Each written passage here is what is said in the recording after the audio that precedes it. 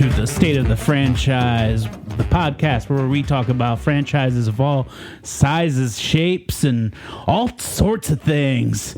I'm here with the number one guy. It's little Tommy Stadler. Thanks for that one, Fred.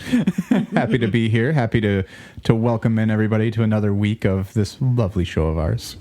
How are you feeling this week? I'm pretty excited. We're going to talk about something that is kind of a thing that people don't know about. It's something that our guest, who we'll get to him in a second, had brought up to me like a bunch of times, and I did the thing like, I'll get to it. And I got to it, and I got into it. And that's kind of how it's been for most people, and that is Taskmaster, the UK show. And we have one great guest here, a returning guest. Yes, indeed. One Mr. Mike Schwantz. Mike, welcome back to the show. Hello. Thanks for having me back. How are you doing? Doing all right. How y'all doing today? I'm doing okay. I feel I didn't hit like it's little Alex Horne. I feel if I just say Alex Horne, I can do it. It was hard doing the Tommy Stads. Yeah, like I don't have a name that rolls off your tongue because it's got that German, that Stadler. Like it's just, yeah, you feel like you're like chewing on it a little bit. Not like Mike Schwantz. It rolls off the tongue there. You know, it's funny you say that because like people even who know me as just Mike or know me for years and only know one Mike, Mike Schwantz. Hey, it's Mike Schwantz, not Mike. Yep, Schwantz. It's never Mike. It's just your entire name. I love that. Yeah, back from our Curb Your Enthusiasm episode, and here to talk about another TV show, but from, as Fred mentioned, the other side of the pond. That is Taskmaster, a comedy panel game show who, as you were talking about, Alex Horne is the creator of it, and hosted by one Greg Davies, who I guess co-created it. We'll probably get into that. And basically, they have celebrities do random tasks with made-up rules and create a game out of each task and rank people based on how they performed at that task. Does that pretty much cover it, guys? Yeah, you've been me first. Got it. Yeah. Yes, and this is my biggest pitch for the show for all of us in the U.S. It's like pretty much all free on YouTube. Yeah. Like all of it. Almost everything is available, like full seasons, full episodes.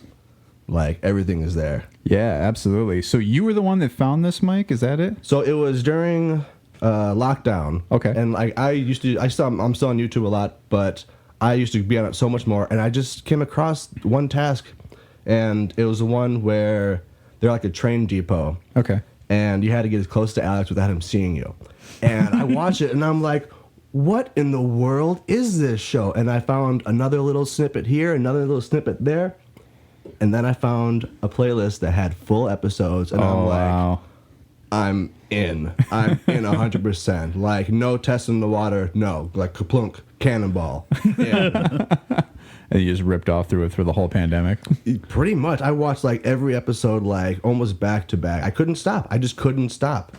Man. It was so addictive. I don't know what it was. Mm-hmm. Yeah, a good way to describe it too. It's kind of like the successful thing where, you know, I think people talk about, and especially Japan, they have game shows that you watch that seem ridiculous, and like we've tried to do it here. Like Mike Myers, remember we had the Gong Show? Oh yeah, and he came out in that scary like makeup.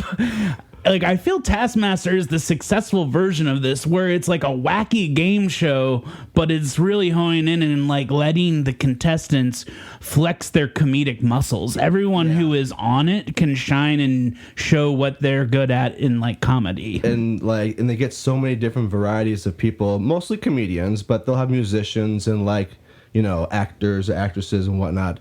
And you mentioned the Japanese game show. It's very on the brink of humiliation humor. It's not quite there. Yeah. But it's very like, look at like, why did you think to do that? But you did it this way. Oh, that's funny. I never even thought of that. And I just, like you mentioned, it's great to see. It's like a human experiment. You see how different people just react to very simple rules. Yeah, I would definitely say, and I've not seen as much of the series as you guys, but there are some tasks that are a little humiliating. Oh, for sure. Absolutely. Disgusting. Especially to Alex, dude. Like, Alex, he puts up with a lot of nonsense. Yes. Like, I think he might like it, but it is, you know, there's some episodes I'll think of that just like... You know, like I could never do some of the stuff that they did. And it is weird. This show, for some reason, it gives me, not just because it is because it's British. It's like the flip side coin of the Great British Bake Off for me. It's like the two-faced other side of it, where it gives me this like warm comfort food feeling, but it's like also kind of fun and like late night comedy. Yeah. No, that's actually a great point, because I feel like, and British humor in general is so tight. It's so like well-rounded. Right. Yeah, it's definitely has like a feel to it, and this is probably the zaniest like that you've seen since like Benny Hill or like Monty Python, where it just feels a little like off the rails a little bit, and it feels like you rarely do get British comics kind of doing that now. Mm-hmm. So where did you finally get into it then, Fred? I would say later in the pandemic. Like eventually I did get into it, and I will say to anyone getting into it, I started kind of just jumping around. Like I would say the most recognizable name for like Americans would probably be Noel Fielding, who has been in the Mighty Boosh, the IT Crowd, and a bunch of other stuff, the Great British Bake Off. Yep. So I think I watched like all of that series, and I was just kind of jumping around. The show really benefits, and like each season's like 8 episodes, from starting from the beginning, because the points don't matter, but just like watching the rise and fall of these people throughout the mattress and the callbacks, people who like there's even just 3 like third beats on jokes. Sorry to get all improv for a second, but it's just like things will pay off later in the season, or even in different seasons, if you kind of follow that continuity. And it's just, I don't know, I really enjoy watching it. And yeah, it's fun, and also kind of ticks that creative side of your brain. Like, how would I do that? You know, it's a little puzzling. Yeah. Like Sherlock. You know, what it reminds me of a lot actually is, I don't know if you did this in like middle school or grade school. It was like the first day of school where they give you a test, and it was the first thing says, please read all questions carefully before beginning. Yeah, and like most people, they like jump right into it and they just start doing the math problems. But if you read through everything, the last one is like, write your name on the paper and flip it over and you're done. And that's kind of what Taskmaster is. It's like if you read the rules and even the fine print, you can just do it and get away with it as long as you pay attention and follow directions. Yeah.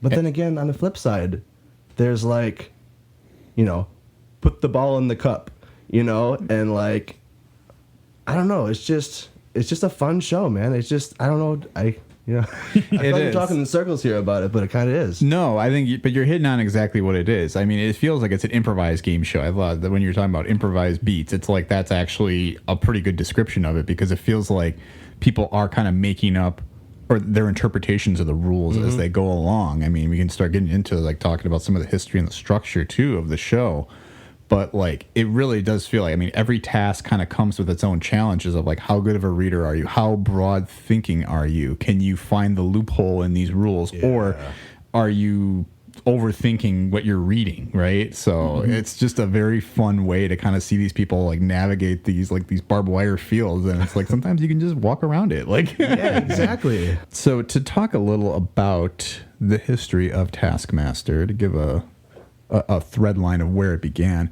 So the concept was first created by Alex Horne, who we talked about as kind of the right-hand man in the show, but really he's the brains behind the operation. He's the Taskmaster. He is, yes. I mean, while Greg Davies is the front, he's the looks. Yeah. He's the beef. Yeah. But yeah, Alex is the brain. And it began at the Edinburgh Festival Fringe in 2010. Fringe Fest. Ooh. Yeah. Never heard of it before. Are you familiar? Fringe Fest is like, imagine like some sort of alternative comedy festival that would happen in San Francisco or something, like very broad, different acts. Well, in like I think it's going to have improv, stand-up, like play, like skit. Like it's going to be all kind of crazy stuff. Like, and I could imagine seeing like, I'm going to say it, little Alex Horne. Yeah. Like doing like a set with some people and some live experience. Like that probably would have gone off like gangbusters, Oh, yeah. Especially if you'd never seen anything like this outside of like Japanese TV before, right? Right. Yeah.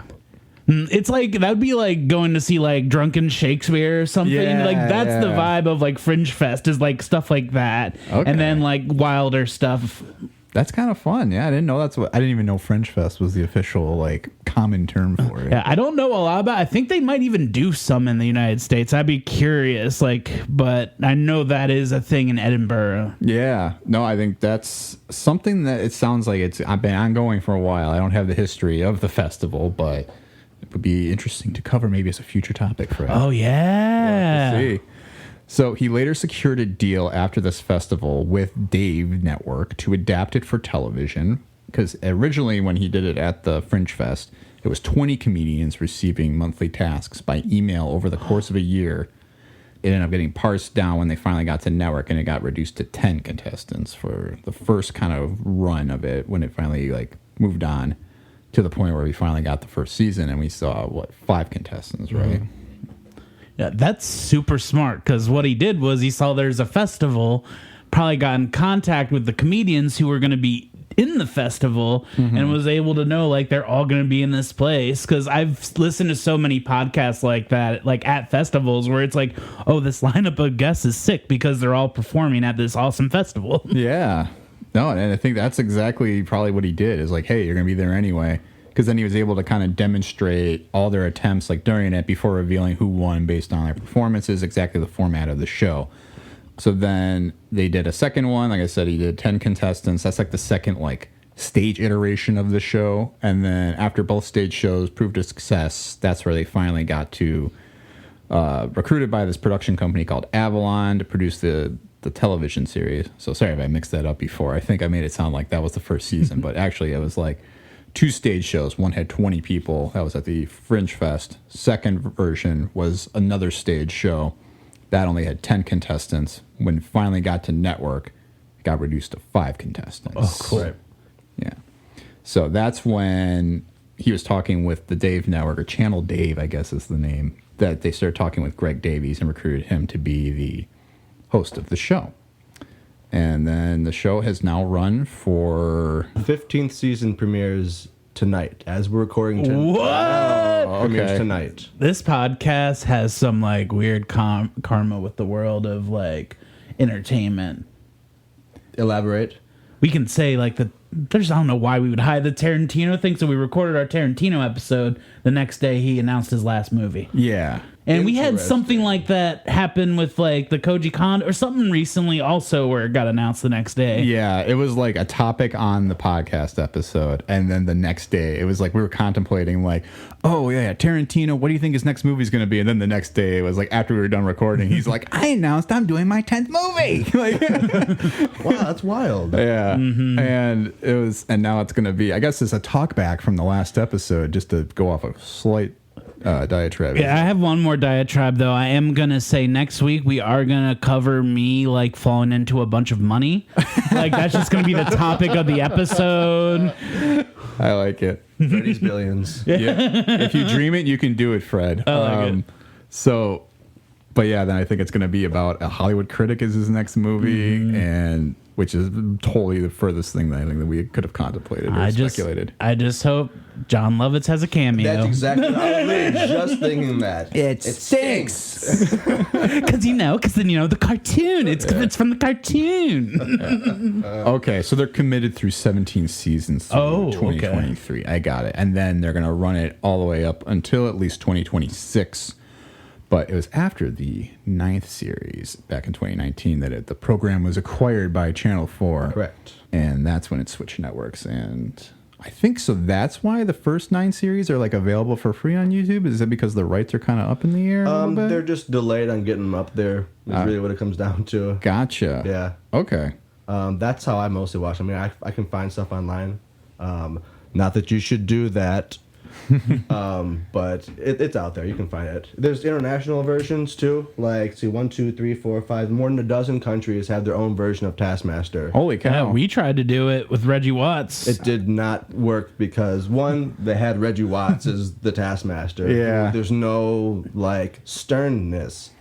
Greg Davies. He used to be a school teacher, so he's got that You want Craig Ferguson in there, I think. Now, Craig Ferguson, that's actually a really good choice. I mean, I hope they bring back The Hustler. That was my show. But yeah, you know, and it was only a half hour, the U.S. one, and it's like you can get like one task, maybe two, and it's just there's no energy. There's just no energy from it.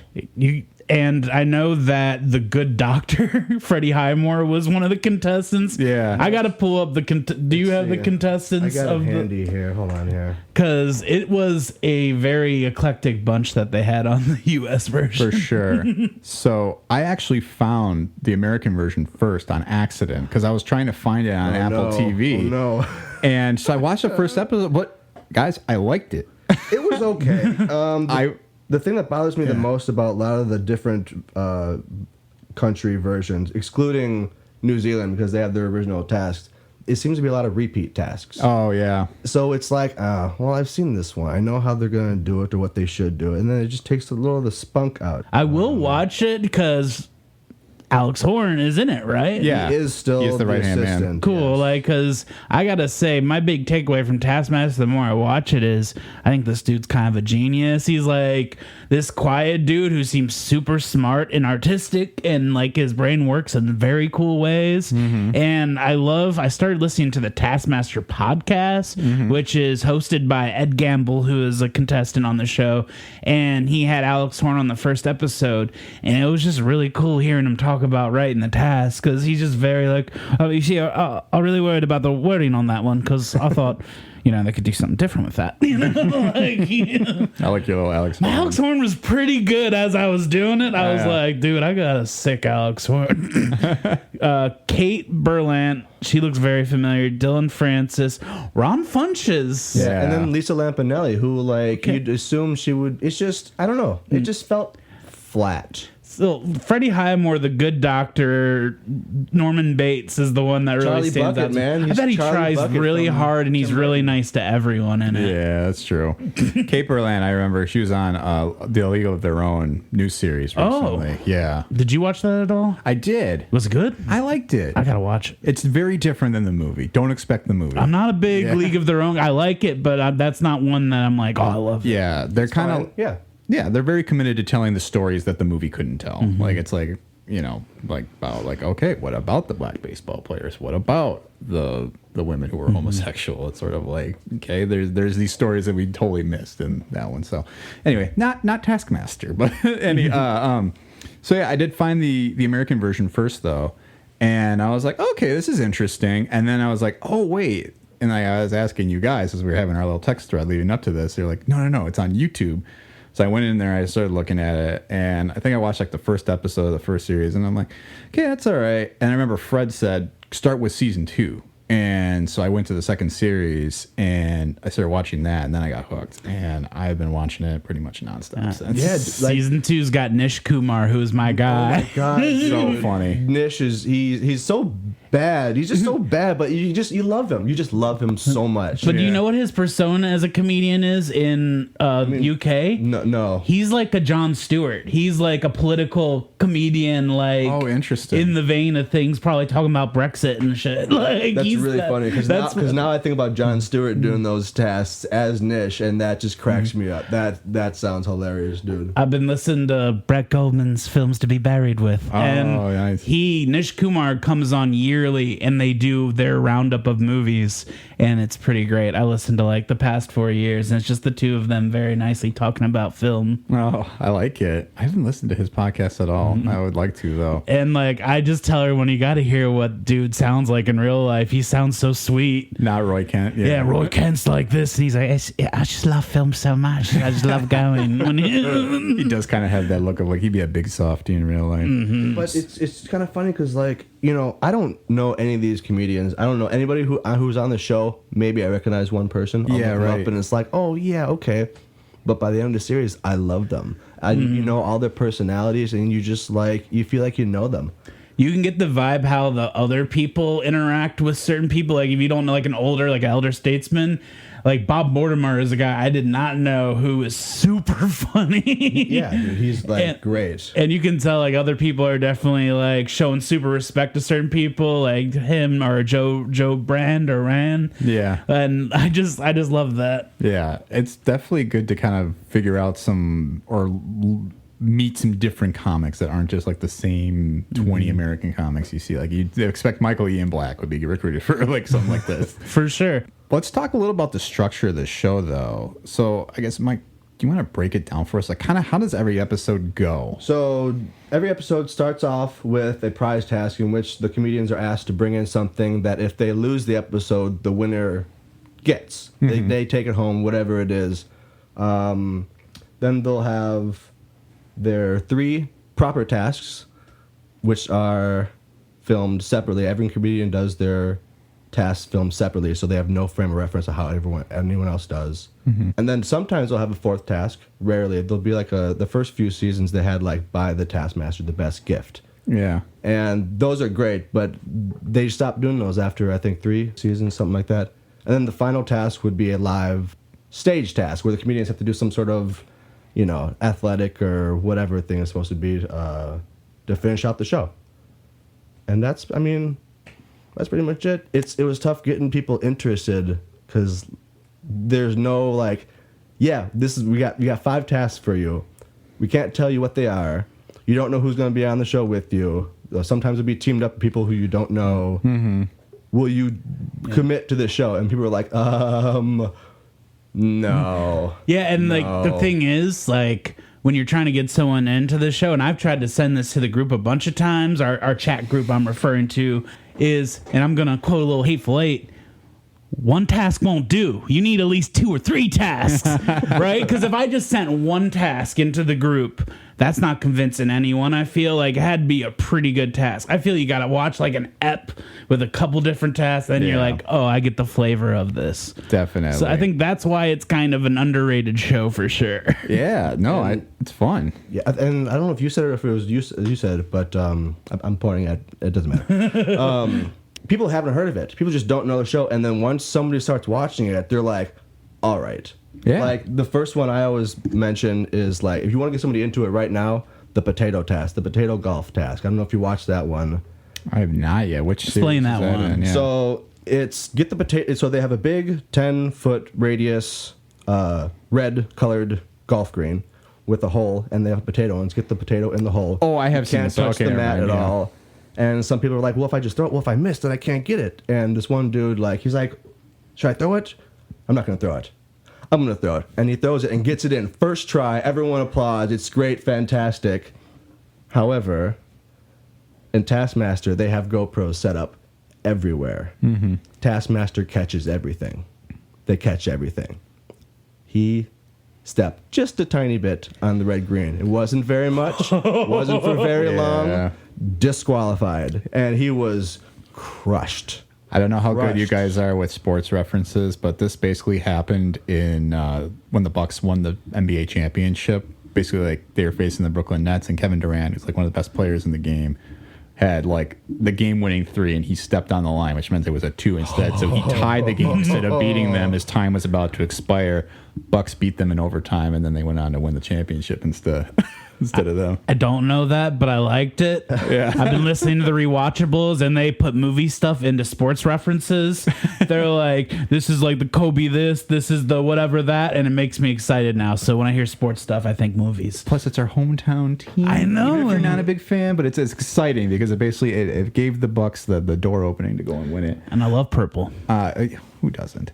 So, Mike, I'm glad you brought up the structure because I got a task from you before we even came into this episode to bring a prize task. Was this? Can you please repeat what it was that you instructed Fred and I to do? Yes, I asked the contestants to bring in the best thing from their car, whatever that means to them. And they brought it with them. I brought one too. Oh, you did too. I did because I actually didn't even think about it. I happened just to be sitting in my car and I'm like, what's something simple but broad? And I was like, yeah, best thing in your car. I don't think mine's gonna beat y'all's, but I brought the best thing that I think is in my car. Okay. You wanna go first? Sure, I'll go first. So I don't keep a lot in my car anymore because I've gotten my car broken into twice. And so I intentionally try to keep anything but like the essentials in my car now. Sure. But One thing I do have, and there's a reason I picked this, is I have a pair of sunglasses that I got free as a promotion with work. They got promotional stuff from a client, and they gave us free sunglasses. Now, I have a history with sunglasses because anytime I've bought an expensive pair of sunglasses, like spent more than $50, I'm talking about on it, and that's expensive to me, is they have either gotten broken very easily, or I have lost them, or they have just somehow disappeared on me. And I'm like, well, what is the point of having good sunglasses if all I ever do is lose them or break them? And yet I get these free promo sunglasses that do the job perfectly, tint out everything. And I have had them for 5 years, and I never lost them, never even a risk of it. They just stick on me all the time because I think it's like I don't care where I put them. Like I can put them in my pocket. I'm not worried about them breaking. So they're just always on my persons. So they're a solid pair of sunglasses, and they're very valuable to me. Nice. And that's a good thing to have in your car, man. Like, I keep a pair in my car the same because you never know. I mean, I'm short, so the visors don't always do it for me. Yeah. You know, it just, it'll find that hole and just shine right in my eye. So Is that why there was yellow pages in your car? Yeah, I got blocks on my pedals too, so I can reach them. I'm like Mole Man from The Simpsons.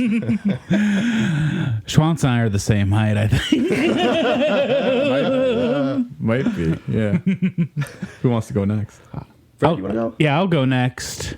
So I probably have the most Fred shit in my car, and right when you suggested it, I was like, oh yeah, I got this.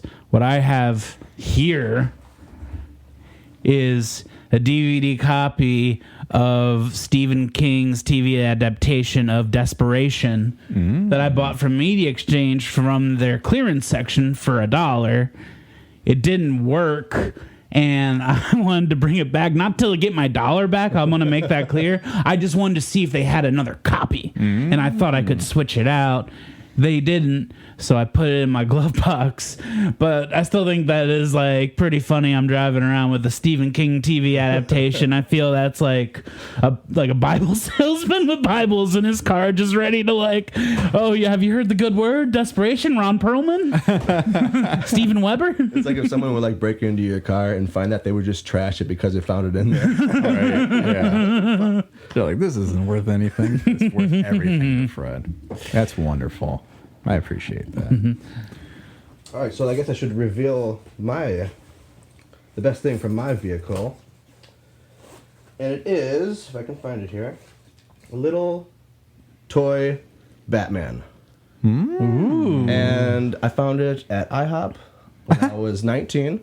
I'll be 32 in a few months, so I've had this for 13 years almost. Wow. It's been in every vehicle I've ever owned. You all can't see it, so it's based on the Batman from the animated series. And this Batman has actually gotten me out of parking tickets. Not parking tickets, speeding tickets, excuse me. I had a headlight out in one of my vehicles, and I seen a cop come the other direction, and I seen it pull the UE right, and I was like, oh man, they're going to pull me over for my headlight, I know it. And she's talking to me, and she's like, your headlight's out? And I'm like, yeah, I know, I got to fix it. And as we're talking, she just shines her flashlight all of a sudden on Batman and goes, Batman! And I'm like, yeah, I love Batman. Batman fights crime. I hate crime. And she chuckled a little bit, and, it kind of broke the tension a little bit. And she was like, drive safe, be on your way, get the headlight fixed. And I'm like, yes, I will. What she doesn't know is I like Batman because he fights corruption. You know who that probably was, though? Barbara? Chase Meridian. Oh, my God. No, I mean, it's very, very fun. So if we determine a winner of that episode, we won't try and steal your Batman, Mike. I think it was just good to have a little show and tell, but... No, because, we get the call that, Mike's in prison if he gives that away. If I lose my Batman, I lose all my source of power. Yeah, you can't lose that Batman. That's true. That's true, yeah. I'm going to get so many speeding tickets on it. So we did talk a little, though, about... So obviously the structure so far, and we had talked about a couple tasks in specific so far. I mean, mostly the potato golf, which was a very good one. I remember that's from the second series. I think I did ask that, but I remember that specifically now because that was one of the first things I remember seeing. And I think it definitely helps elevate what we're talking about and maybe even pique some interest in the show to talk about what are some of the great tasks in this, or what makes the show so memorable. Is it the comedians? Is it the the tasks themselves. So I guess, start with wherever you guys think, is the selling point for you. That's the reason you love this so much now. Me personally, I love the banter. Yeah. When they're sitting in the studio just talking and Greg, I'm sure, has some points he wants to hit, but everything's unscripted and they're just 7 comedians sitting in a room, making fun of each other, looking like it's just, I love that. I love banter. I'm such a, I'm a talky guy if y'all hadn't figured that out. It's got a great hangout vibe, the show. Yeah. We love banter here at Secret Franchise. And like I mentioned earlier, there's always a loophole or an adjacent way of thinking or like a secret key to identify all these mystery things, and then you find one of them and it has like a list of all the things on there. And it's like sometimes if you just stop and look around, you'll notice stuff that are obvious upon second viewing. And it's funny just see how clever people are, or lack thereof cleverness. But yeah, I want to see what new task. I want to see how this person does this. Now, where's another egg task? Where's some more watermelon? Where's, what I mean? Like, they just love those eggs and tea. There's a lot of tea tasks. It's British. Yes. So I figure that there's going to be some tea. That's a good point, though. There are a lot of egg tasks. Yeah. Food. Yeah, I hate it. Well, I heard on the podcast I listened to that something that Alex Horne likes to do as a snack is just microwave an egg. And it's called like eggy cuppy, he calls it. It's an eggy cuppy. That sounds terrible. Although I did have, I think it was a treat as a kid. My dad would make me like scrambled eggs and just put a little milk in it and then microwave it. And now it's just like instant scrambled eggs. Dude, actually scrambled eggs turn out really nice in a microwave. Like they really, really do. Mm-hmm. Well, if you have like me, I don't know. Maybe I'm just grossed out just by how the Carefree just put it in a cup. I had like the egg containers back in the day where I could make like the sandwiches, but I don't know. Yeah, there's a gross factor that's probably the least effective thing for my show, but I'd say it's only that's 10% of the show at most, right. And some episodes don't even have that. No, I mean some episodes have a lot of it. Mm-hmm. Yeah, the little I've seen so far, there have been at least, I'd say once every other episode, there's one pretty gross task. Mm-hmm.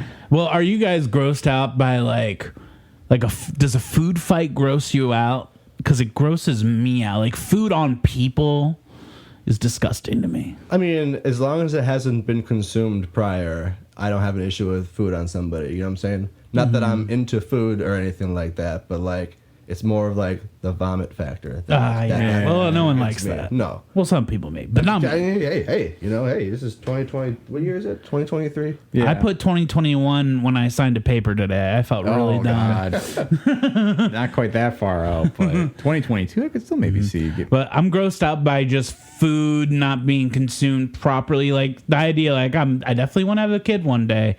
But that's going to be a struggle. Like when they have the shit all over their face, when I go out with friends, I'm like, I can't even look at your kid right now. See, Fred, it's going to be even worse, though. It's not just shit on their face. It's going to be shit on their bottom, too. And up their back. They say when it's yours, it's easier. They say when it's you get that connection, it's easier. It's most dads I hear. It's like when you had a dog. You're just practicing with the dog and you have a baby. I've been practicing with the dog. I've been picking the poops. Yeah. But so we were talking a little about the tasks, though, and there are a lot of egg-related tasks. I guess the sense I've gotten, there's always kind of these team tasks, too, that they always kind of surprise them with. Yeah. It's always fun. Yeah. Yeah. I don't know. I think, do you feel like those kind of hit a little bit better when you get to see people kind of struggle together, or do you kind of like to see them on their own doing these individual tasks? It's nice to have both because it's when people are by themselves, you get to see them be themselves. And when they're working together, sometimes they butt heads. And there's one episode specifically where they're get the most into the bathtub. I can't remember what it was specifically, but there was there's 3 contestants and the 2 were just not getting along. They're arguing over everything, and the other guy's just Mommy, Daddy, please stop yelling. But it's nice when they find their groove. And we do improv. When people just click and they get a hive mind, it's nice to see that. It's nice when that happens. It's like magic. Yeah. I think they do it just enough on the show. It's 1 in 5 tasks is a group task or something. I think they do 2 team tasks throughout the whole series. Oh yeah, that's like just what you 10 need. episodes. Not they used to do I think only 6 episodes, 5 episodes in second and third season. But ever since they did 10 episodes, it's like two good team tasks, not including the live tasks, which are sometimes teams. Yeah, right. I think some of the favorites I've seen so far are when they are solo tasks, but then they recruit people or Alex Horne himself to help them with the task, because it's just endlessly funny that somebody thought, I need somebody else to actually do this for me. And the thing is, too, Alex doesn't really help. Like, he's there, but if you ask him for help, he's more of a hindrance than anything. He really is. Like, he'll ask dumb questions while you're busy. Right. You know? Like, I can't remember this contestant I was listening to on the Taskmaster podcast, actually. And she was like, in between taping, say, hey, how was your weekend? Would you do anything? You go without your kids? And oh yeah, did this. I watched a little bit of soccer. And then then they'll start recording tasks, and he just turns into a little bitch. Like he's just like the little whiniest little bastard, and he just won't help. He just won't help. Yeah, I get the vibes of that. Like he definitely plays that like super quiet, I'm not gonna help, but he'll let them use him like a mannequin in any way possible, which is also just He's a trooper. Crazy. He'll do whatever in that sense. Yeah, and I think it adds a little bit of extra flavor when you do see him doing that. Like, he's just a willing participant, even if he's not so willing. He'll have some scared eyes. That's where he sees it, where he's like, I don't like this. And some people will think that it's like staged or anything. Like it's all real. Like the contestants have no idea what they're going to do.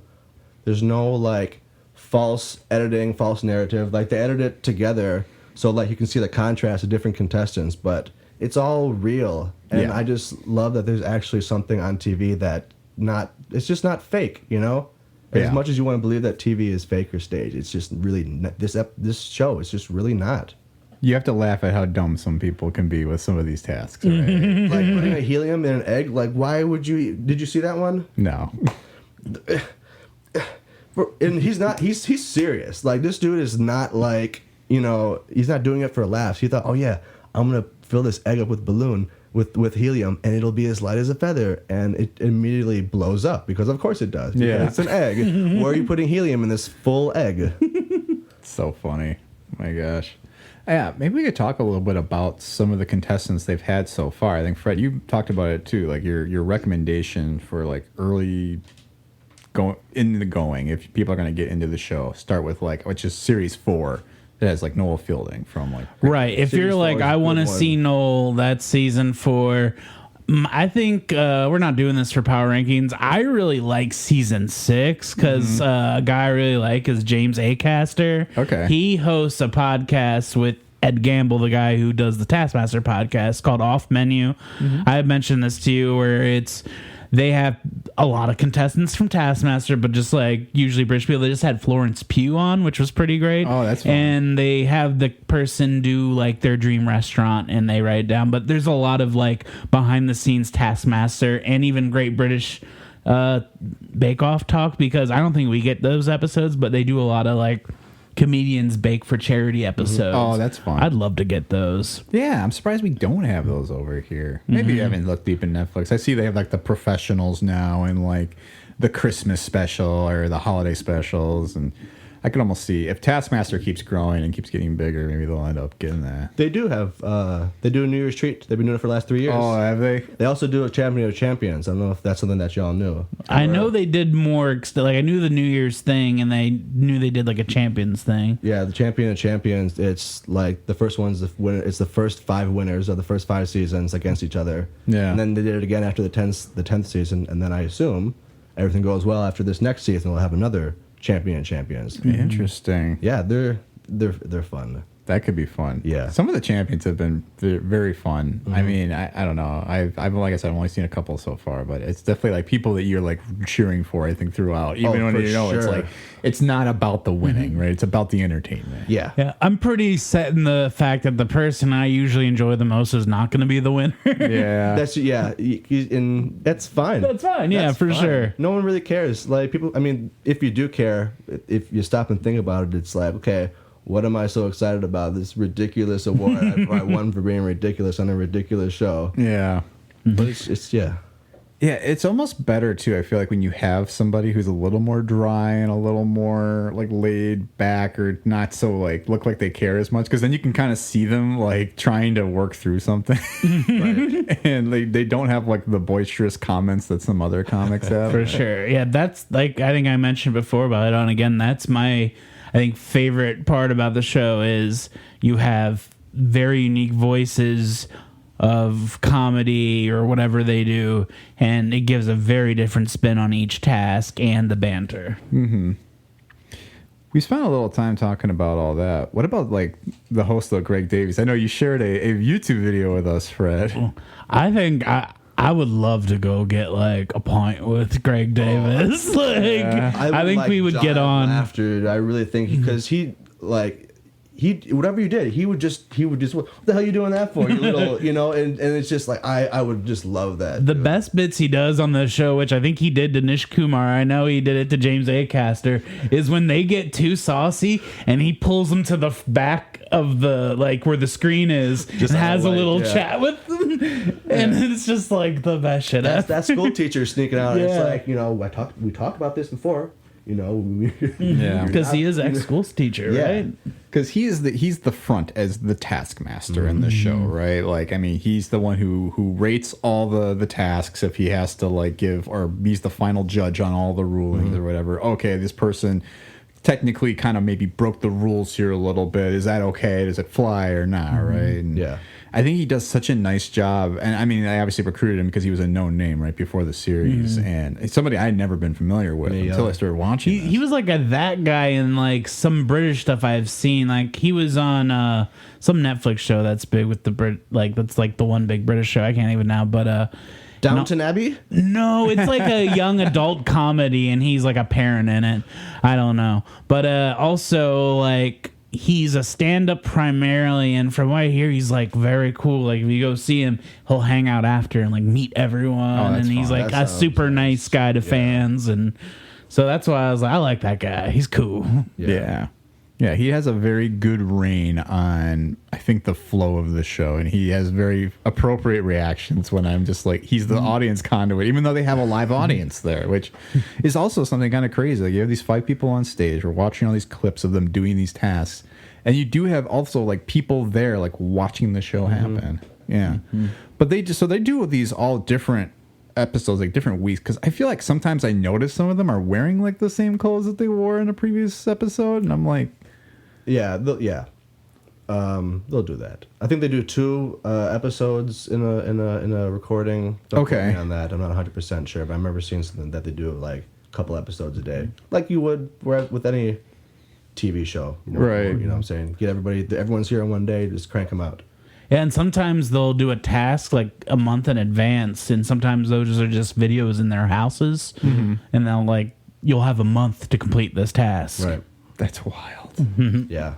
Wow. Like, going back to the gross factor, there was one where it was like, grow the longest nail, you have 10 weeks. Oh, so people coming in with like fingernails. The 2 dudes came in with big old toenails, dude. Like it was gross. But I guess dude painted it. It was so nasty, dude. My move is you get like, I get a flowering pot and I get a giant like train nail and I put it in the mulch. No, it's gross. You got it. And then that would be the thing, like, Greg, well, you didn't actually grow it, did you? Rubbish. Well, obviously, Fred's at 0 points. That's my favorite. Well, obviously, you're in last. Yeah, and Greg, man, he's so tall. Like, he's like 6'8". So he calls Alex Horne little Alex Horne, but Alex Horne is like 6'2". No, they're both towers. So it's like the 2 towers. And I forgot where I was going with this. I don't know where I was going with this. I don't know. They're just dang ass tall. Yeah, they're big dudes. Yeah. And Greg Davies is on this big throne, and Alex Horne is on like this little pedestal next to him, which is like a great composition. It is very fun. Yeah, I don't know. If you guys had to pick, like, one thing that is like, if you had to pitch this to somebody, what's like the one thing you're going to pitch to them as a reason to watch the show? And not that we're trying to do like to watch the show or to start the show. You mean like getting somebody interested, or like if you were just maybe to get them interested, and not that we're trying to be like, oh, everybody should watch Taskmaster. I feel like this is as much an adoration of the show as it is that. But it's like if you were to pitch somebody though to watch it, like what's the selling factor? I would ask, like, have you seen At Midnight? Because it's not like At Midnight, but it has that vibe. I would say it's kind of like At Midnight meets a game show meets Survivor in a sense, just because it has like. I don't know. I'm kind of glad that they don't have dumb stuff of like them all like in the house together, like little cuts. I don't want to see that. No, you want to see the onstage banter where they're trying to figure it all out right there. What is At Midnight? At Midnight was a show hosted by Chris Hardwick. A nice fellow. It's a show that that is coming back. Rumbles are they want Paul F. Tompkins to host. I'm saying this on the pod so it happens. There you go. Because I mean, he's just like he would also be great as a Taskmaster. Yeah, I want to say that. But it's a show where they would have a panel comedians, and it was like kind of a setup like Jeopardy, except they would get like quotes or images from headlines, and pretty much the comedians had to write jokes and bits like on the spot. Oh, interesting. And I know like at one time. This was quite a panel. They had Chris Hardwick hosting, and then the cast of Silicon Valley, and they had them. So like they would have people from shows, different comedians, actors. So it was that vibe, and it was very banter heavy. Man, that does sound kind of fun. I had never really heard of that. I never heard of that either. No. Oh yeah, it was good while it lasted. But I'm excited for it to come back. And like I said, Paul F., hook him up. Yeah, he could be good. Especially, I mean, to be a Taskmaster, like you were saying, I feel like he'd be good. That's kind of getting into our coulda, woulda, shoulda, so we'll just pin that for the moment. Sure. But what would your pitch, Mike? That's a tough one. It's just like I mentioned earlier, anyone, if you just watch it, you'll love it. But why? Why do we love it? I think it's just funny people being goofy. And they're paid for it, and like it's just a fun human experiment is I guess what I would describe it as. But that doesn't sound very enticing, I'll be honest. I don't know. What about you? What would you pitch it as? It's a good one. Yeah, I think it's just like if you want to see something that you haven't seen before. Yeah. That's really the big selling factor for me is I'm like I've never seen somebody try and I don't know, like paint somebody that they haven't talked to. Like that's a recent thing I remember watching. It's like they're trying to talk to somebody, ask them questions, and try to paint them based on the answers they're getting. And I'm like, that is so wild. What a really creative thing. And I love all the creative different ideas that come up here. Yeah. I love that one. That's a good one. It is. And they're just like, you have the one dude cheating. You can see you're in the mirror and he's still like, it makes the worst painting of Well, he wasn't looking at her. He was looking at the reflection of her. He was looking at the mirror. I mean, obviously her reflection is not her. Yeah.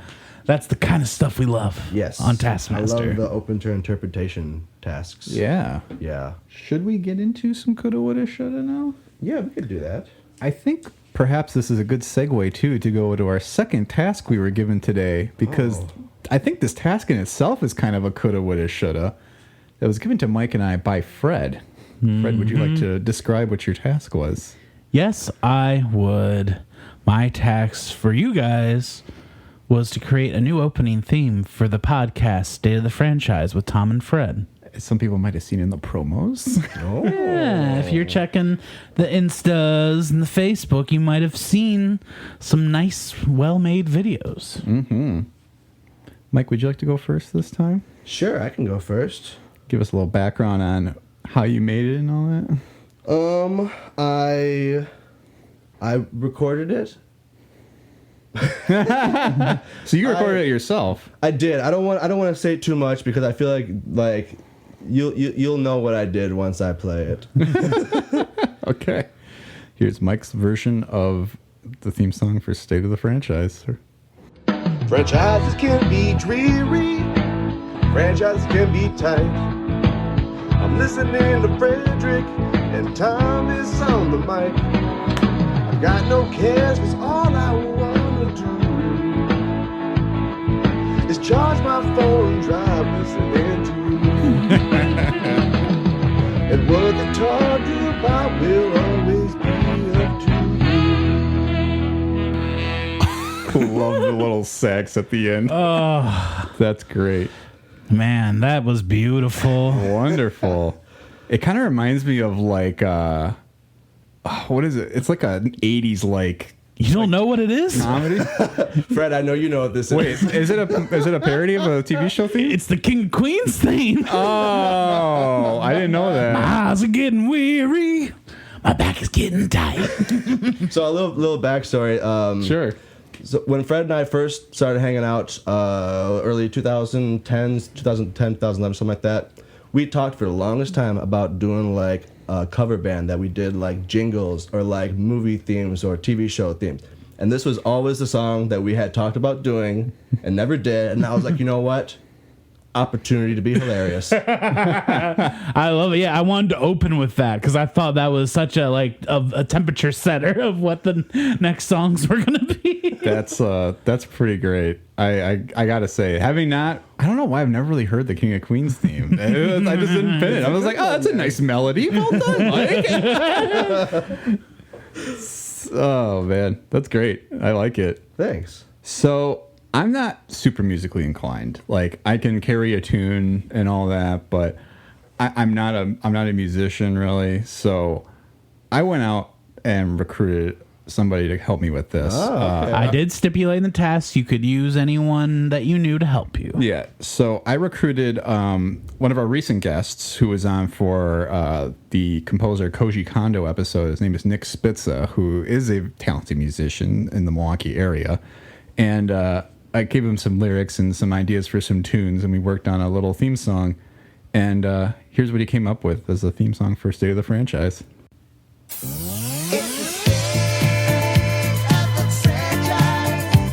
With Thomas and Frederick. With Thomas and Frederick. With Thomas and Frederick. With Thomas and Frederick. Talking with super fans of various brands, a talk show of aficionados.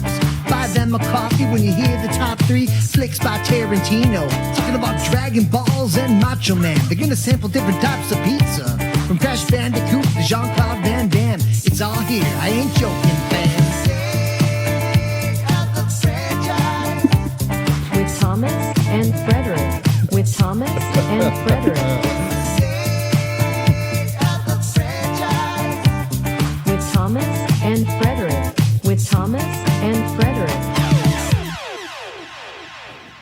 Wow, that was great. Whoa! I will say, we almost had similar ideas there because my first draft before I went to the King of Queens theme was I had a bunch of stuff like that you all talked about in there, and it just didn't sound right to me. Yeah. And then they clicked about that one thing there about King of Queens, and I was like, no, I'm changing it. But that was great too.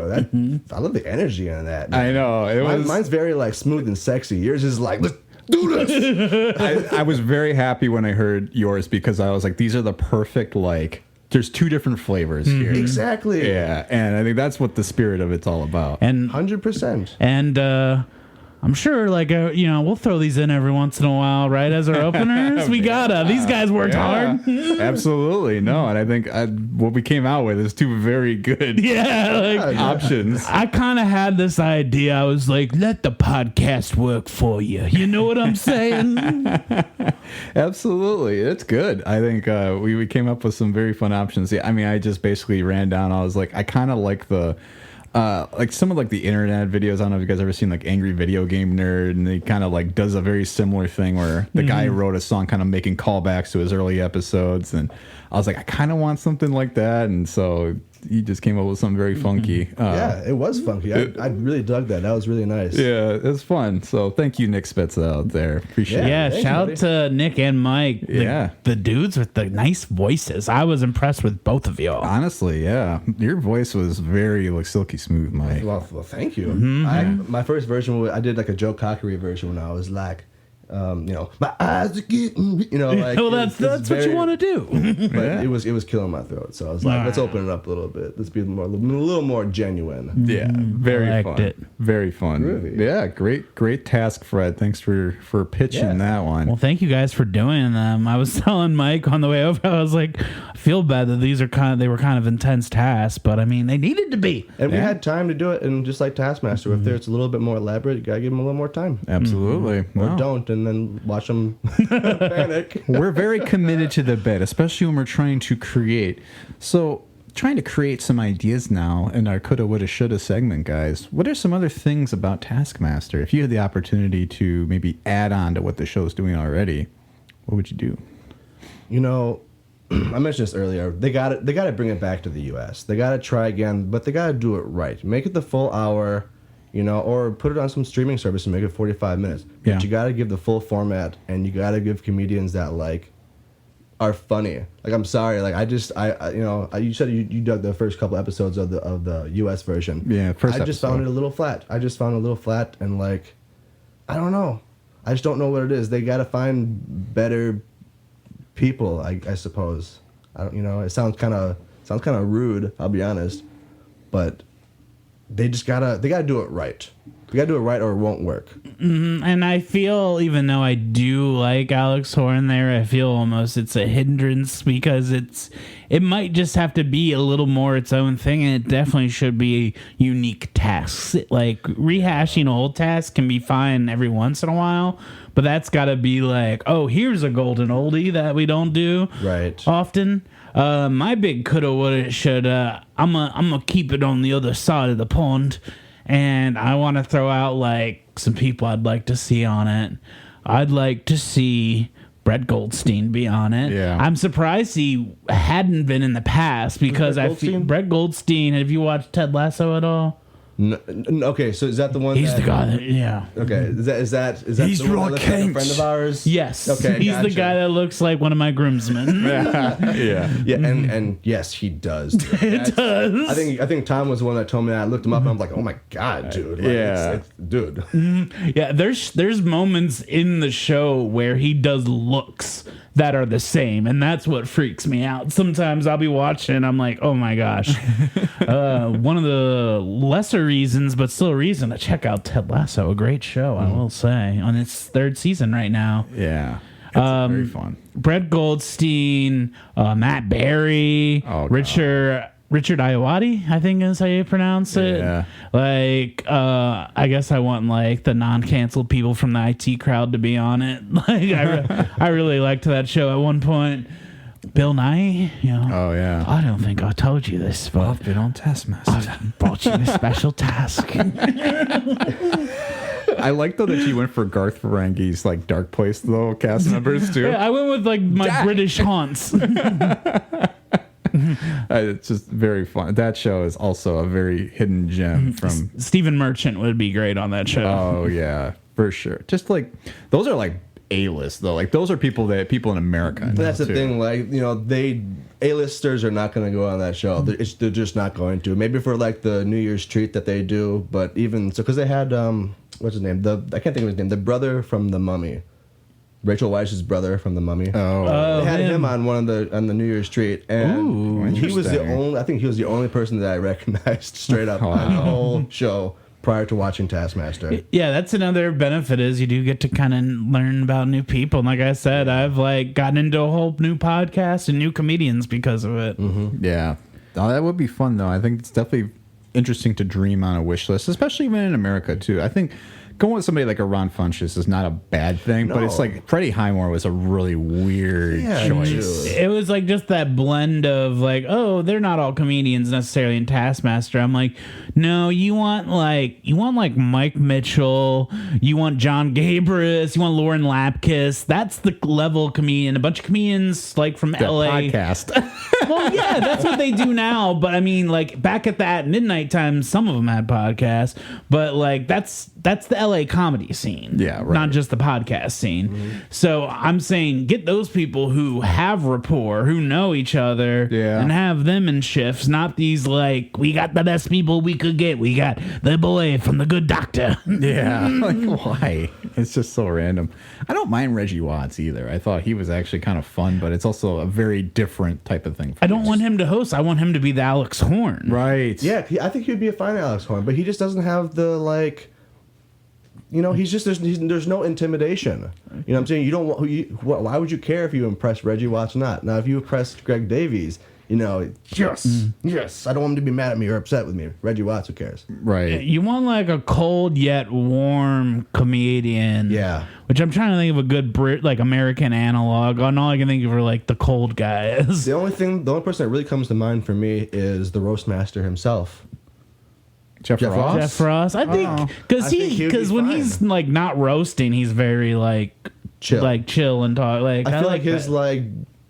insult humor type thing would come in handy and come into play with making fun of contestants doing their tasks. He might be a little rough around the edges, but I would almost kind of love to see like a Jason Mantzoukas do it, because I feel like he kind of has that, like, he'll like kind of talk down to people, but then he also like he always gets the crowd on his side, no matter how much of a jerk he's being. And that's kind of what you want. You want them on the Taskmaster side, and if they're on his side, he's like, oh well, piss off. Then, Mantzoukas and Reggie Watts would be like a pretty cool setup, because I feel like Mantzoukas would also just like yell at Reggie Watts and be funny, like, and Reggie Watts can do like kind of his more quiet, like, and like imagine Reggie Watts being like used like in tasks. That'd be funny. And stuff. Yeah, dude. It's basically like if Mantzoukas actually successfully took down Scott Aukerman and took over. Bang, bang. Which I did almost throw out. I was like, Scott Aukerman maybe, but I don't know. I don't think he could be mean enough, though. That's the other thing. Well, he's mean in a different way. Like, he's like I don't know. He's like more biting, like throw out an insult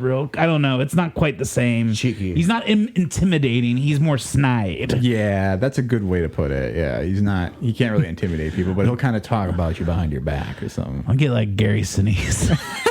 Oh my God. Why Gary Sinise? I don't know. Just get him and Ed Harris. Ed Harris and Gary Sinise. We're gonna do an astronaut themed Taskmaster. I don't know why. I just keep thinking like Lieutenant Dan, like Gary Sinise. Damn it, Gump! You didn't do the task right. I'm not doing it. Read it again.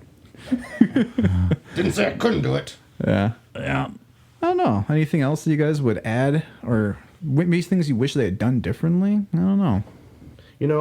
I do wish that they kind of did more of the Taskmaster gifts, but it is nice that they like restrict themselves and like, because then it makes the earlier ones, when it does show up, it makes it more enjoyable, more like valuable. Yeah. If you did it every season, the contestants who just know that it's going to be a task at some point, and then they can prepare for it.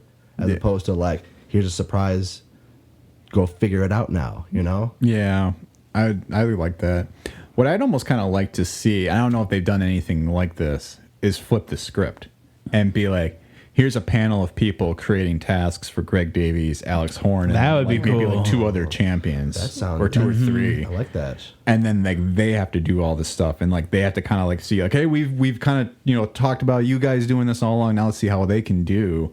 But I also wonder too if like that almost has to be like the last series, because otherwise it kind of like reduces their integrity, right? Because then it's like, here's the thing that I feel, if they ever did do something like that, I feel it would be like a 2-part task where it'd be like, all right, now do this task. Yeah. God damn it. Like it'd be a trick, and they do that sometimes. I love that when like you have to do one thing and what you've done, you could have screwed yourself for the second part of the task. yeah, I like those. I can't think of a good example, but I do. There was one where you had to knock something off of a stick with like a ball, with whatever. You just knock it off, And if you did it before this time, you had a big giant teddy bear, and the longer it took you, you got a smaller bear.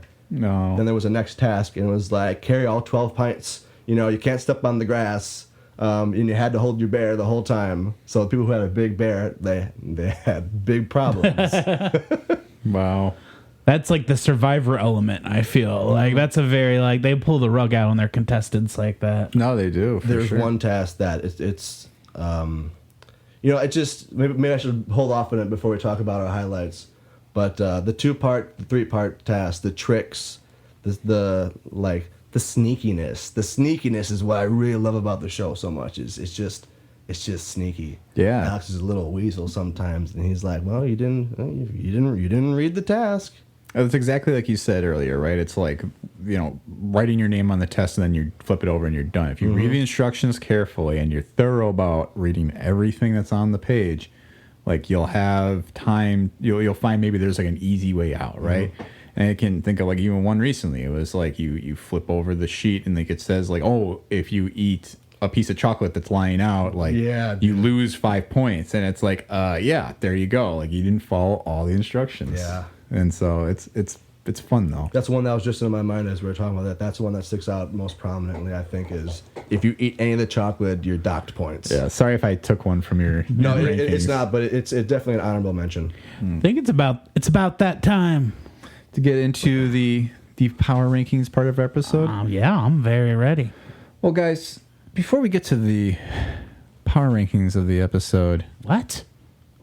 I had a final task for you. What? That you're going to be doing live on air here. On air? Yeah. Hate to throw it at you. Mike, could you grab 2 pieces of paper out of your notebook there? So for your final task here, guys, because we love to do rankings and everything, and we like to talk about remembering all your favorite parts of the series, I want you all to write down as many of the comedians that have been guests on Taskmaster that you can think of. You have 60 seconds. Your time starts now. Okay, Fred's writing left-handed. I didn't know he was left-handed. You're left-handed? I might be. This could be part of my thing. Wow. Was not aware of that. Could they be thinking of people from Series 1? Will they remember some of the people they even talked about earlier in the episode? Will they remember that they have 35 seconds Oh, Lord. left? Will they remember? Can you repeat the question? You're right. Write down as many of the guest comedians on Taskmaster that you can think of. Now, there's no loophole in this. This is just write down as many as you can think of. You guys have 20 seconds. Will I accept people that were on the American show? I think so. You could probably write some of them down. Why not? Well, I'm going to know. That's Taskmaster. Who will have the most? Who will have the least? 5, 4, 3, 2, 1. And that's time. Oh, he has one. All right. And I know these guys are here too, so that's the thing. All right. Let's check them. How many did you get, Fred? You want to list them all? I got Bob Mortimer, Joe Brand, No Fielding, Ed Gamble, James Acaster, Bill Stockwell, Freddie Highmore, Lisa Lampanelli, George Burnt. Got 9. Not bad. Now, the question is, are we going to do elimination? If he has one that I have said, should it not count? No, I'll count it. Bet. I have James Acaster, Rod Gilbert, Ed Gamble, Mel Giedroyc, I'll count it. Noel Fielding, Frank Skinner, Josh Whitcomb, Nish Kumar, Guz Khan, Lisa Lampanelli, Jamali Mitchell, and Mike Wozniak. 12. Well done, Mike. But really, I kind of wanted you guys to do that just so you could actually list off some of the comedians, because we've talked about a couple, but I was like, we didn't get to hear all of them. Well, I should probably say that 2 of mine are made-up names. There was the Bill one. There was no Bill, the Bill Stockton. They know Bill Stockton. Bill Stockwell and George Burnt. Yeah, I wasn't sure though, so I should have just made up more, because I don't think if I got to 13, you probably would have gotten suspicious. I was like, George Burnt sounds like a real person. Is that George? I was just thinking of George Burns, like, you know. George Burnt, I don't know. It sounded like a British name to me. It does sound like a British name. But yeah, there have been a lot. Obviously, there's 5 comedians per series. We said there's been the 15th one goes tonight, so there have been 14 so far. So that's what, 120? Plus the 2 champions, the 3 New Year's Eve, the New Year's treats, and the Christmas special. So that's like 18 seasons, 19, 20. How many is that? I can't count. It's a lot of content, I'll say It's that. a lot of content. And like I said, most of them are available on YouTube. Yeah. I will say for woulda, coulda, shoulda, be it's nice 70. that it was... It would be nice if it just was like on Hulu or something. That would just make it easier. They do have a British streaming service that unavailable in the U.S. BritBox.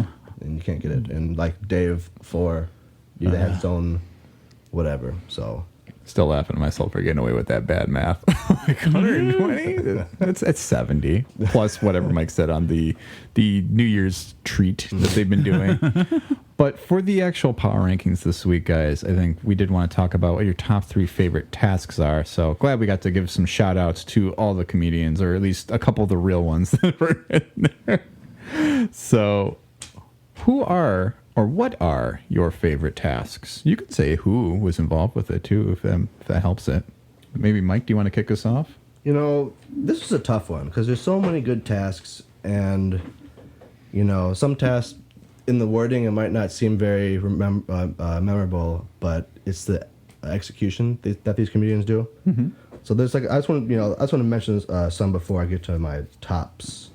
First of all, the solo tasks is something that I enjoy a lot. I don't know if you saw any of the solo tasks or not. In the first season, they came down hard on one dude, and he didn't know that there was even solo tasks. They'll pull a prank on them every so often, and his first solo task was like, count the beans in this can of baked beans. Your time starts now. And he counted them one by one. And the next one was like, how many SpaghettiOs in this can of SpaghettiOs? And again, he counted them one by one. Wow. And his third one was how many grains of rice in this bag of rice. And by the end of it, he's like, no, I'm not. I'm just going to weigh it and figure it out that way. But nobody else did the task. And he was mad. He got like 1 point for it. And it's like, they'll do that sometimes. They'll just like, you know. That's unfortunate. The nasty tasks when they got to like, there's a task where like they have to keep their tongue out the whole time. And like they have to lick a lemon, lick a popsicle, and then stick it in front of the fan for 10 seconds. And like longest, so like they're drooling. I don't like it. There's like, you know, figure out what's in this baby food. So it's 3 jars of ingredients that should not be together. Yeah. And so they're tasting it and whatnot. What's in this battered fish and chips? And that was the one that I mentioned earlier, where one of them was a deep fried wallet. And like they couldn't like bite in them, or there's a bunch of specific things you can do. But in that wallet, there's a sheet of paper that listed all the items that were deep fried, and it's stuff like that. Like maybe you find it, maybe you don't. I will say that my top 3 favorite task was a 7-part task. Oh my gosh! So there was a circle of tasks, 7 of them. And you could open them in any order, but once you open it, you had to do it. And if you did it in the right order, you just had to do this, and then do that, then this, and you're done, and put your hand on your hip, and you're done. However, not everyone did it in the right, quote, order. And so some of them, like, you put your hand on your hip first, and then you got to do everything with one hand. Oh, my gosh. But you had to put stuff in a wheelbarrow, and then put it into the camper, and it doesn't fit to the door. You had to put like bowling pins in so if you put them in the wrong order, you're just having a bad time. Yeah. And it is very fun to watch because one person does it well, and Ed Gamble did it like the worst possible way, and he gets so upset. It's so funny. It's great. Number 2, I mentioned earlier, it was the first task that I had ever seen. It was they're filming in like a train yard, and it's get as close to Alex as possible without him seeing you. He's up for 10 seconds. And then he's down for 10 seconds, and he repeats that. And it's just a fun, it's like a schoolyard game, you know? It's just, it's very innocent. Yeah. You know, it's very innocent, it's fun, it's light, it's just, and you get to see how people, you know, some people are running, some people are just sneaky. This one girl, she put a trash can on her, and like every so often she just dropped down. And my number 1 is from, I don't know if it's the most recent season or the season before, but it was during a team task where one of the contestants was pulled off to the side, and he had a solo task for him, and he opens it up, and it's like, sabotage your team during this team task. If you successfully sabotage your team, you get 5 points. If you don't sabotage your team and they win, you get 0 points. If you're discovered and accused of sabotaging, everyone loses. Or he loses and they get 5 points or whatever. But it's just like I said, it's the sneakiest little sneak. And they couldn't have given it to a more perfect contestant because he is just a nudnik. Like he doesn't do anything wrong. He just screws up. It's just his personality. That's just the type of person he is. And like, I don't know if it's a Nudnik or if that's a Schlemiel or Schlemazel, I forget.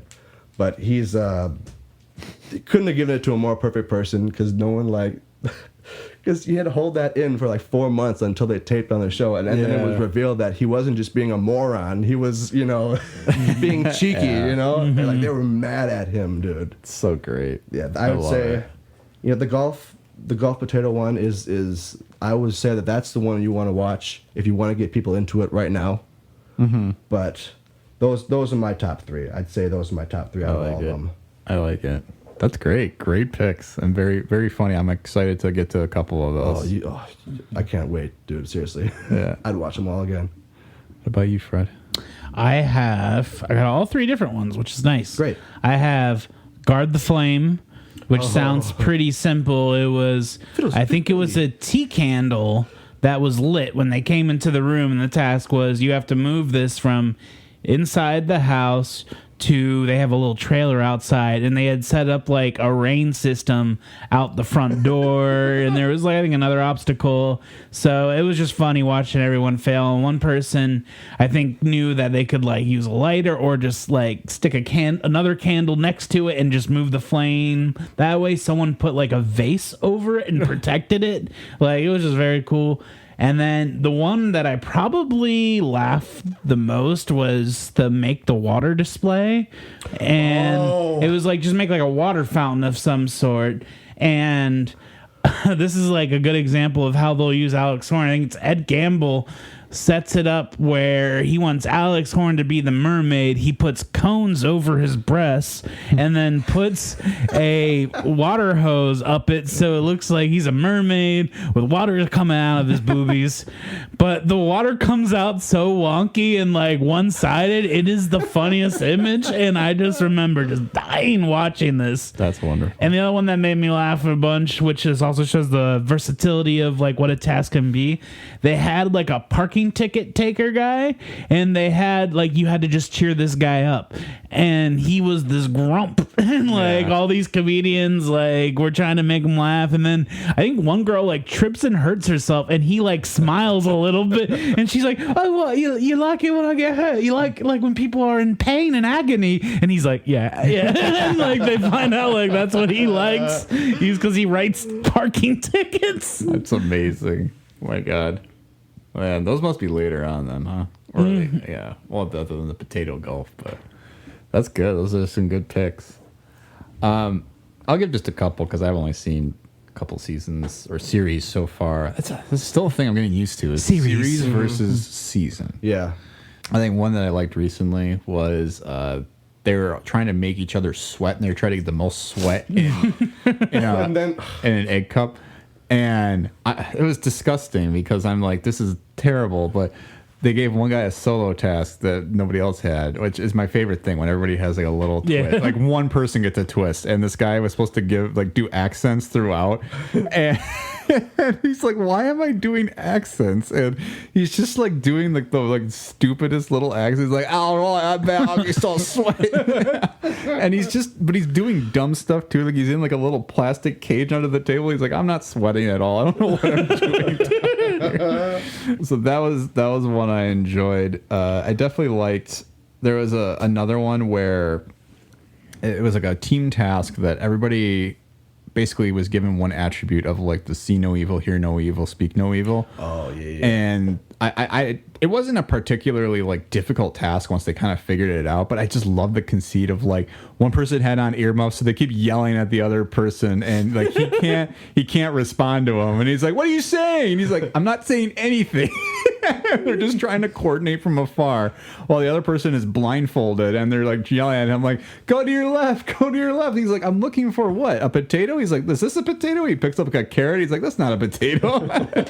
It's just the dumbest stuff. And then recently in this most recent series, which has Noah Fielding and Mel, is it Diedrich or Giedroyc, some of that nature? Yeah. There is a tiebreaker episode, or at the end of one of the episodes, where Noel and I think his name is Joel Joe Lycett, yeah, that's it, and they're supposed to pour wine from like a lifeguard tower into a bottle, and basically like Joe Lycett's like doing it like legit right from the start. Noel's just like looking at it. He didn't realize the time had started, so he's been like drinking the wine and and he's like, "Oh yeah, this is great." And they're like, "Hey, you got 10 seconds left." He's like, "Oh shit!"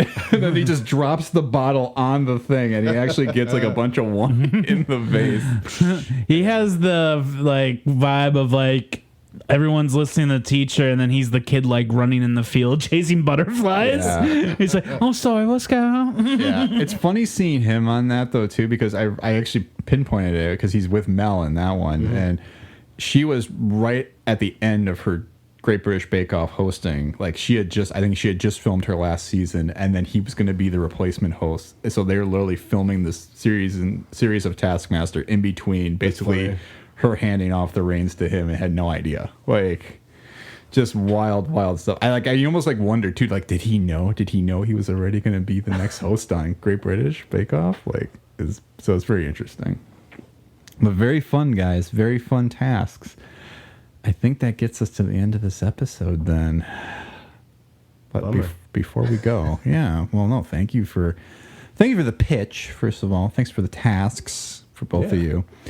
But obviously we want to plug stuff. If we have anything to plug. Mike, anything you would like to plug? There is a show, a Glitter Bomb show is, I believe, the 7th of April 7th. I'm not sure when this is going to be released, but it might be released after the show. It should be in time. So then come to the show. Is that April 7th? That'll be this Friday. In 2 days. You better get your stuff together and go get tickets before they're sold out, because it's going to be a show. We all know you're day one listeners, so just get on over to the interchange. If we haven't mentioned it here. Yeah.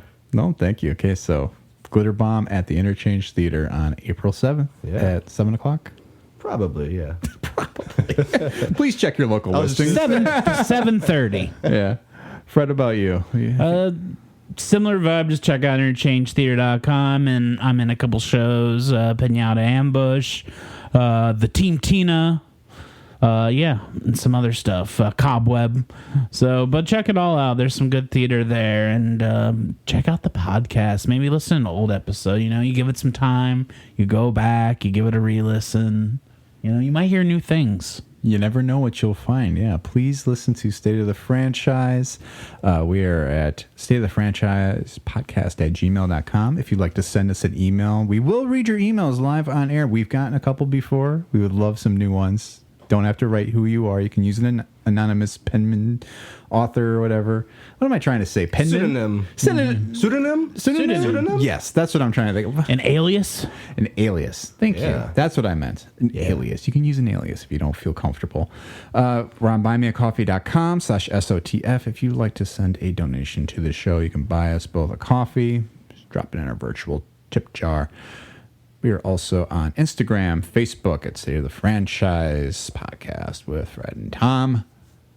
And stay tuned for next time, where we'll be talking about the very broad topic of chips.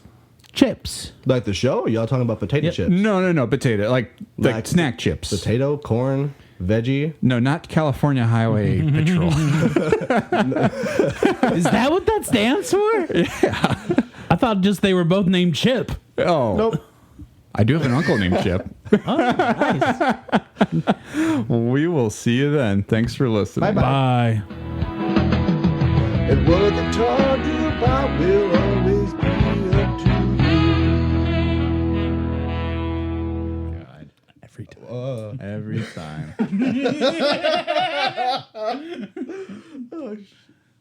It just sounded like that joke was very funny now, but it's still good. No, it's good. It's good. It's a good joke. It was a good joke. It was even better visual gag, but